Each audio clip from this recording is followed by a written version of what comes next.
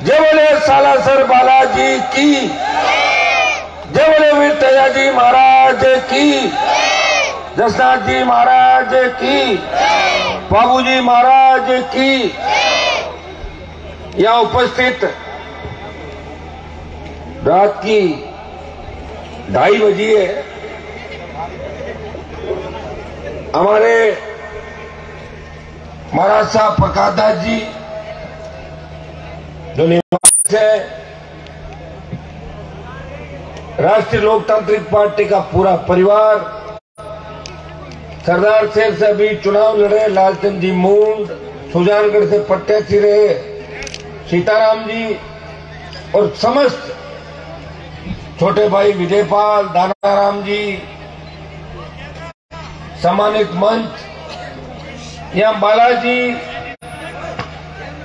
अबे जो हमारी सेवा समिति है उसके तमाम पदाधिकारीगण, संतगण, मौजूद बुजुर्गों, नौजवान साथियों, माताओं, बहनों, प्यारे बच्चों, सबसे पहले तो मैं आप सबको धन्यवाद दूंगा कि आपने मुझे इस रतनगढ़ विधानसभा क्षेत्र के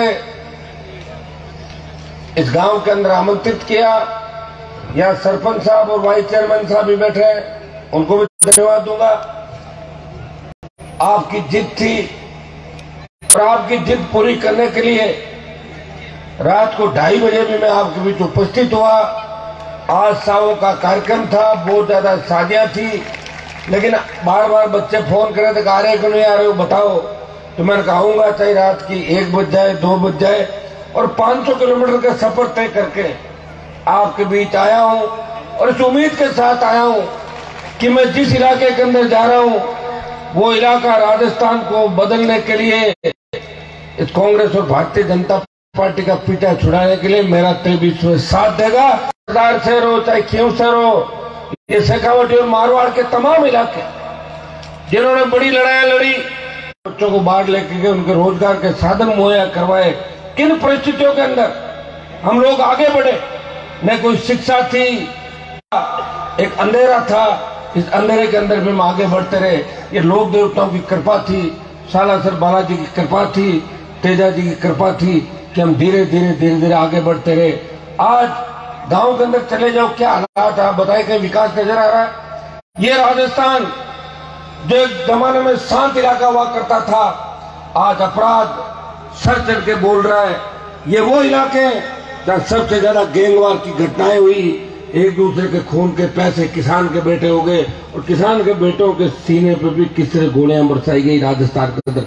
कोई नहीं बोल रहा था, अकेला हनुमान बेनीवाल किसान कौम की रक्षा के लिए हमेशा तैयार था। अपराधियों के खिलाफ, बदमाशों के खिलाफ अगर किसी व्यक्ति ने आवाज उठाई, गरीब व्यक्ति के लिए कोई लड़ा, सत्ता छोड़ के सड़क में कोई बैठा, चाहे देश का किसान तकलीफ में था, अगर सत्ता को ठोकर किसी ने मारी तो नागौर के सांसद ने देश के किसानों के लिए मोदी की सत्ता को ठोकर मार के 70 दिन सड़क पर बैठा रहा।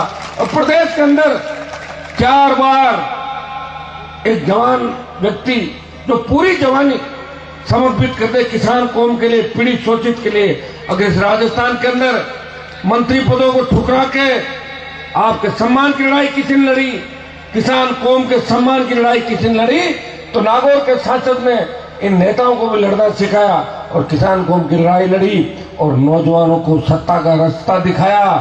और भाइयों, अगर मुझे आप पूरा पढ़ लोगे, कई लोग हताश होते हैं, मैं उनको इतना ही कहता हूं कि थोड़ा सा मुझे पढ़ लेना कि हनुमान जी कैसे जी रहे हैं, कैसे लड़ रहे हैं, अपने आप तभी ठीक हो जाएगी। आप परेशान हो जाते हैं, कई लोग कहते हैं मैं बहुत परेशान हो गया, एक बार एग्जाम दिया फेल हो गया, क्या फर्क पड़ गया, दोबारा दे दो एग्जाम, तो कितने साल हो गए, मैं तो जानबूझ के सत्ता छोड़ के बैठा हूं।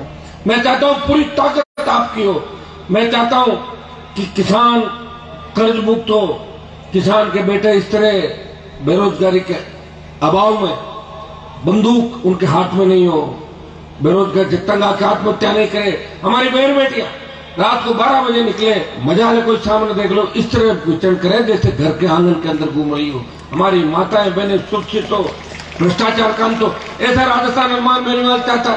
मुझे क्या पड़ी थी, मैं भी वसुंधरा की सैंडल चप्पल उठा के मंत्री बन जाता, मुझे कौन रोक रहा था? ये सैंडल चप्पल उठा के घूम रहे लोग सारे सब। मैं भी गहलोत के ये प्लेट उठा लेता, जिस तरह कांग्रेस के हमारे तमाम किसान नेताओं ने गहलोत की चप्पल उठा के, गहलोत की प्लेट उठा के मंत्री पद हासिल किए।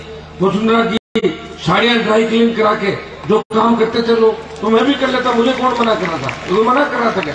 लेकिन हनुमान बेनीवाल ने कहा मैं जगाऊंगा मेरे छोटे भाइयों को, मैं वीर लोक देवताओं की धरती से आता हूँ, चाहे तेजाजी महाराज हुए, गोगाजी महाराज हुए, बालाजी महाराज के सीम कृपा जिस प्रदेश पर रही, कोई तो लड़ाई लड़ेगा। कौन लड़ेगा? जो लड़ाई का जिम्मा मैंने लिया। जैसे महाराज साहब अपने भजन के अंदर कह रहे थे, इनके साधुओं के आशीर्वचनों से, इनके आशीर्वाद से एक व्यक्ति ने लड़ाई की शुरुआत करी राजस्थान के अंदर, और देश में आवाज चली कि इस बार से भी इसमें भारतीय जनता पार्टी आसानी से नहीं आएगी। ये राष्ट्रीय लोकतांत्रिक पार्टी कड़ी चुनौती दोनों पार्टियों को देगी। ये पूरे देश के अंदर बात चली। ये मेरे संघर्ष का ही परिणाम था, ये उन रातों का परिणाम था जो मैंने खुद जग के आपके लिए लड़ने का प्रयास किया। 3 बजे घर जाऊंगा, जब तक 2 प्रोग्राम अटेंड करो, सुबह की 6 बज जाएगी, फिर सुबह इतने ही लोग और आ जाएंगे। कल देखोगे 1000 किलोमीटर हो जाऊंगा। अकेला व्यक्ति लड़ रहा है, प्रयास कर रहा है, और जब वोट का टाइम आएगा तब लोग कह देंगे हनुमान जी तो जाट है, वोट क्यों दे? और जब चुनाव हार जीत जाएंगे, टोल नाके पे जाएंगे, टोल वाले जब डंडा मारेंगे तो कह रहे टोल क्यों ले रहे? तो वोट उन लोगों को दो ना जो आपकी सेवा करे। जाति के चक्कर के अंदर वोट डाल देते हैं। कोई कमल का फूल दिखता है किसी को हाथ दिखता है। परमानेंट हाथ और फूल के चक्कर में इस राजस्थान को बर्बाद करके रख दिया सब लोगों ने। इसलिए भाइयों मैं आह्वान करता हूं कि अगर आप अपने सपनों का राजस्थान चाहते हो तो एक बार लड़ने वाले व्यक्ति का आप साथ दो। ये तो रतनगढ़ का इलाका है, इस इलाके में तो पिछली बार भी शायद निर्दलीय उम्मीदवार 2nd नंबर पर आता, निर्दलीय रहा था या कांग्रेस रही, 2nd कौन रहा था? अब जब निर्दलीय 2nd रहा तो वैसे कोई दल तो है नहीं यहाँ पे लोगों का, निर्दलीय 2nd रहा। अब की बार राष्ट्रीय लोकतांत्रिक पार्टी को 10,000 वोट ज्यादा दे देना तो जीत जाएगी चुनाव। जीतेगी कि नहीं जीतेगी? मदद कर देना आप सारे लोग। पिछली बार मैंने आरएलपी को नहीं लड़ाया था यहाँ पे, लेकिन अब की बार राष्ट्रीय लोकतांत्रिक पार्टी रतनगढ़ में चुनाव लड़ेगी और उम्मीदवार आपको तय करना है, आपके बीच का व्यक्ति तय कर देना। मैं तो वोट मांगने आ जाऊंगा, गांव तो नहीं आ पाऊंगा, लेकिन उससे पहले संघर्ष में कर ही रहा हूं। सड़कों पर रोज आप देख रहे हो कि पेपर लीक हो रहा है हनुमान बेनीवाल सड़क पे, बजरी माफिया बदमाशी कर रहा है हनुमान बेनीवाल सड़क पे। इस राजस्थान को ERCP का पानी मिले, हनुमान बेनीवाल आवाज उठा रहा है। कर्ज मुक्त, टोल मुक्त, अपराध कहीं घटित हो रहा है, गैंगवार की घटनाएं हो रही है। मुझे आप रोज लड़ता हुआ देख रहे हो सड़कों पे। आपके लिए लड़ रहा हूं मैं, मेरे लिए नहीं लड़ रहा हूं। मेरे लिए मुझे लड़ना होता तो पहले लड़के आपके जिस तरह चूरू के नेताओं ने, राजस्थान के दूसरे नेताओं ने प्रॉपर्टियां बढ़ाई, मैं भी बढ़ाने था, मुझे कौन मना कर रहा था? और फिर आ जाता 40 साल बाद। कई लोग तो ऐसे कि 40 साल समाज को गलत दिशा में ले जाते हैं और 40 साल बाद अच्छे कुर्ते पजामे पहन के आ जाते हैं, बोले हम अब समाज की सेवा करना चाहते हैं। वो लोग भूल जाते हैं, कई लोग उनके साथ भी हो जाता है। तो हमें इन चीजों का ध्यान रखना है। मैं आज इस अवसर पर इतना ही संदेश आपको दूंगा। आपने जिद करी, मुझे यहाँ बुला लिया, मैं आ गया। मैं तो वोट के खातिर यहाँ नहीं आया, मुझे पता भी नहीं था, लेकिन आपकी जिद थी कि हनुमान जी को लाना है और मेरी इच्छा थी कि रतनगढ़ के अंदर भी मुझे जाना है, मेरे भाइयों को मजबूती देनी है। मैं धन्यवाद दूंगा चूरू के सरदार साहब और सुजानगढ़ के तमाम जवानों का कि दोनों उपचुनाव के अंदर दोनों पार्टियों को कड़ी चुनौती दी और दांत खट्टे कर दिए कांग्रेस और भारतीय जनता पार्टी के। इस चूरू जिले के किसान के बेटों ने अब रतनगढ़ भी है, तमाम सीटें, मारवाड़ की 43 सीटें, उसके बाद आपका चूरू शुरू होता है, बीकानेर, हनुमानगढ़, गंगानगर, सीकर, झुंझुनू। जब जयपुर पहुंचते हैं तो 100 के करीब सीट होती है और थोड़ा सा आगे निकल जाएंगे टोंक से चित्तौड़ की तरफ, अलवर, भरतपुर की तरफ, 150 सीटों पर तो सीधा बाहुल्य है किसानों का। मैं आपको बता दूं कि 2 जातियां जहां आपस में जुड़ जाएगी वही सीट थर्ड फ्रंट की निकल जाएगी। जुड़ना है, एक जाति से सत्ता प्राप्त नहीं होती, एक जाति के साथ दूसरी जाति जुड़ती है। और मैं तो सबके लिए लड़ रहा हूं। आप लोकसभा के अंदर देख लो, शेड्यूल ट्राइब से लेके, शेड्यूल कास्ट से लेके, OBC से लेके तमाम जातियों के लिए चाहे ब्राह्मणों को आरक्षण की आवश्यकता पड़ी, हनुमान बेनीवाल ने कहा कि आर्थिक आधार पे ब्राह्मण के बेटे को भी आरक्षण मिलना चाहिए। पैरोकारी राजस्थान के अंदर करी। आप बयान उठा के देखें, अगर पहला बयान किसी का आता है, अगर नौजवानों के हिसाब से कोई व्यक्ति चलता है, जब लोकसभा का चुनाव लड़ा मेरे सामने विकल्प था मैं किधर जाता, मुझे लोकसभा का चुनाव लड़के उन लोगों को हराना था जो 60 साल से नागौर के अंदर कुंडली मार के बैठे हुए थे। तो आप लोगों ने कहा कि मोदी का साथ दो। मैंने पूछा, मैंने साथ दिया। एक सीट पे बीजेपी ने मुझे वोट दिया, 15-16 मैंने प्रचार किया। और जब देश के किसानों के खिलाफ तीनों बिल आए, मोदी की सत्ता छोड़ के सड़क पे आ गया। और सेना को देश में जब ठेके पे दिया, कोई एमपी नहीं बोला देश का। लोग कहते हैं कि हनुमान जी के साथ तो जवान है, वो बच्चों को बिगाड़ रहे हैं। भाइयों में बिगाड़ नहीं रहा हूं, मैं सुधार रहा हूं। जब देश के जवानों को मेरी आवश्यकता पड़ी, जब सेना को ठेके पे दे दिया, तो देश का एकमात्र सांसद जवानों के लड़ने के लिए आया, नागौर का सांसद है, जिसने जोधपुर में 2 लाख जवानों की रैली करके मोदी को चेतावनी दी, प्रधानमंत्री की। अगर सेना को ठेके पे दे दिया, परिणाम भुगतने होंगे, अग्निपथ योजना को वापस देना पड़ेगा। किसानों का आंदोलन का नेतृत्व तो पंजाब हरियाणा ने किया होगा, लेकिन जवानों के आंदोलन का नेतृत्व राजस्थान करेगा। मैं आपको विश्वास दिलाता हूं कि मैं आपके लिए लड़ूंगा। मुझे मेरे लिए नहीं लड़ना, मेरे लिए लड़ता तो पहले ही लड़ लेता। मेरे पिताजी विधायक थे, 8 बार घर के अंदर एमएलए एमपी बन गए हम लोग, 14 चुनाव लड़ लिए, लेकिन सत्ता के खिलाफ रहे, अन्याय के खिलाफ हमेशा लड़ते हुए हम लोगों को आपने देखा होगा, आगे भी हमेशा देखोगे। मैंने इस राजस्थान के अंदर ऐसे दुर्दांत अपराधी देखे होंगे। मैंने देखा था उन तमाम किसान नेताओं को, जब वो अपराध करते थे तो उनके खिलाफ बोली नहीं निकलती थी, उनकी एक शब्द नहीं बोलते थे। और मुझे और कहते थे, हनुमान जी आप दुश्मन क्यों ले रहे हो, पता नहीं कोई आपको गोली मार देगा। मैंने कहा मरना तो सबको एक दिन है, कौन मर रहेगा। अभी कोरोना में कितने लोग मर गए, मरे नहीं मेरे कोरोना के अंदर, हिसाब किताब था क्या। मोदी जी 50 लाख का इलाज कर गए देश के अंदर, कोरोना के 50 लाख लोग मरे। भाइयों, जब हम लोग जो आपका नेतृत्व करते हैं, अगर हम लोग अपराधियों से छूट गई, अपराधियों से डरने लग जाएंगे, तो फिर आपकी रखवाली कौन करेगा, बताओ मुझे। हम तो वो है जो आप पे अगर कोई आपदा है तो सबसे आगे की पंक्ति में खड़े मिलेंगे। मेरे आंदोलन देखे राजस्थान के अंदर, कभी मैंने लाठी गोली नहीं चलवाई जनता के ऊपर। मैंने अखबार में छपने के लिए आपको कहीं गलत दिशा के अंदर नहीं भेजा, जमीनों पे कब्जे नहीं कराए, दारू का काम नहीं किया, डोडा पोस्ट का काम नहीं किया, जिससे मेरे समाज के बहुत से ठेकेदार जो साइकिल की ट्यूब में दारू बेच कर आज बड़ी बड़ी बातें कर रहे हैं, मैंने ऐसा धंधा नहीं किया कभी। मैं तो हमेशा आपके बीच रहा, और उसी का परिणाम है कि रात की 3 बजे भी आप इंतजार करते हो। ये तो एक नजारा है। जब मैं चुनाव प्रचार के अंदर था, तब आपने सरदार शहर में देखा होगा, अभी आपके नजदीक सरदार शहर था, 2-2 बजे माताएं मैंने इंतजार करती थी, और वो कहती थी कि आप मजबूती रखें, हम बदलाव करेंगे। और मुझे पूरा भरोसा है कि छोटे भाई भगत सिंह की भूमिका के अंदर चलेंगे। माताएं मैंने झांसी की रानी लक्ष्मीबाई की भूमिका के अंदर भ्रष्टाचार का खात्मा करेगी, अपराध का खात्मा करेगी, और नए राजस्थान का उदय होगा। इस राजस्थान की राजनीति के अंदर तीसरा विकल्प आएगा, आपकी खुद की सरकार आएगी, जब डिग्री से पहले रोजगार की गारंटी होगी और कर्ज मुक्त किसान होगा, जब अपराध यहाँ बचेगा नहीं और अपराधी बंगाल की खाड़ी के अंदर भाग जाएंगे राजस्थान छोड़ के।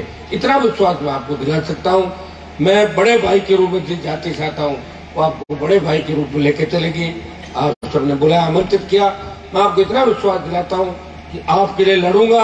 अब लोकसभा चलेगी, विधानसभा चलती, जब मेरे तीनों विधायक आप रोज देखते हो पार्लियामेंट के अंदर, पूरे राजस्थान की लड़ाई अगर कोई व्यक्ति लड़ रहा है। गुरुजी गौ माता की बात कर रहे थे, लंपी बीमारी जब आई तो लंपी का टीका अगर 2019 में इजाद हो जाता, जब बंगाल उड़ीसा में लंपी आई थी, तो भारतीय जनता पार्टी के लोगों ने टीका इजाद ध्यान नहीं किया कि लंपी आ सकती है। अगर उस समय हो जाता, आज लाखों गाय दम नहीं तोड़ती।